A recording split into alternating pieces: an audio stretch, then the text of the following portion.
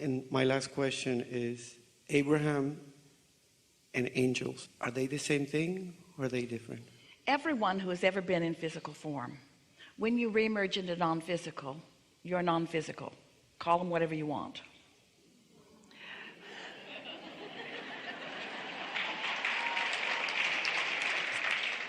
And in this non-physical, when you make your transition into non-physical, you leave behind all doubt and fear and worry, because you leave all resistant thought behind. The vortex version of you is what reemerges into non-physical.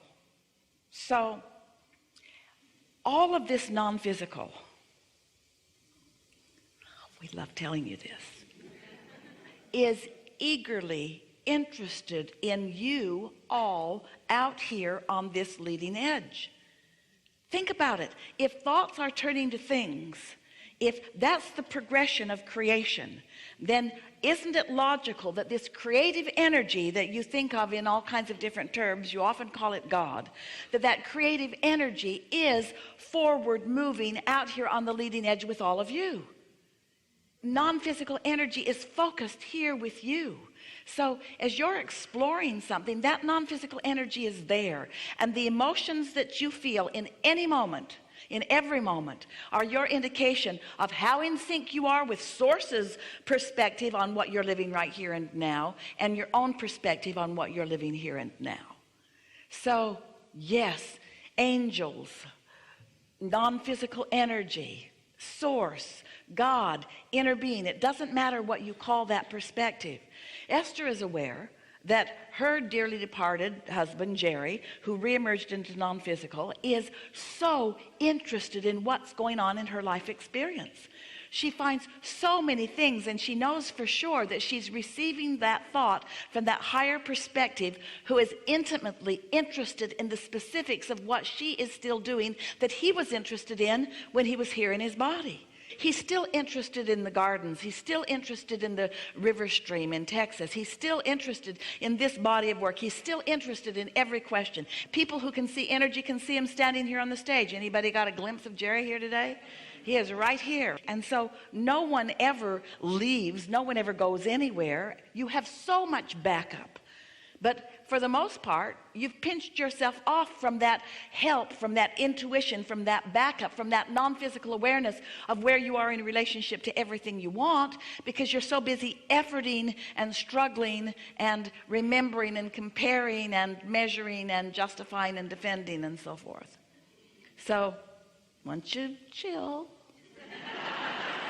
you get more in the receptive mode, and then you'll have more awareness of all of that. And oh, it's so fun to flow and blow with non-physical energy flowing through you. A sense of invincibility comes over you. You just know, right place, right time all the time. Just doesn't even matter.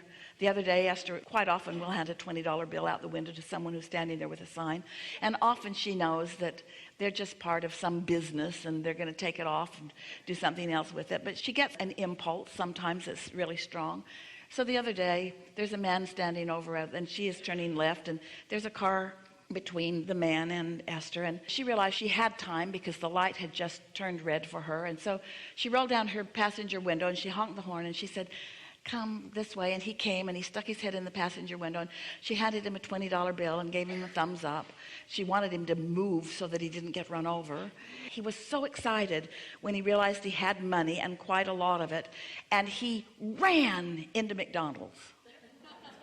And Esther thought, this was the most satisfying thing I have felt in a really, really long time. And she had decided she was going to go get some juice that morning. There are infinite places that she could get juice. Why was that the one that was inspired to her? She knows for sure that she was going to be a step 2 part of somebody's step 1 asking, that she was going to get to be that. And when it manifested, she felt the exhilaration of all the non-physical angels, if you want to call it, his inner being, her inner being, everybody in on how this was going to work out for him and for her. That's just what makes the world go round. You're all giving and taking and helping and receiving and being step 1 and step 2. But the more you find some way to be in step 3, then the more you get to be in on it, in on life, alive. Esther wasn't all cocky and proud. I'm just handing out money here and there. She was following inspiration and got the big manifestational payoff. This guy was hungry, and he went and got something to eat. And doesn't that feel good to be a facilitator in something like that? Don't you want to be the answer to people's questions and the solutions to their problems? Don't you want to be so tuned in? Don't you want to be a steady stream of pure positive energy? Don't you like being the messenger? Don't you like your timing to be perfect? Don't you like to be in that place where you get the impulse? And Esther didn't go looking for him. She didn't know he was going to be there. She's never even seen anybody in that area before. It was just excellent, excellent timing. And all of you, if you want to call it angels, knew that it was. Thank you. Yeah.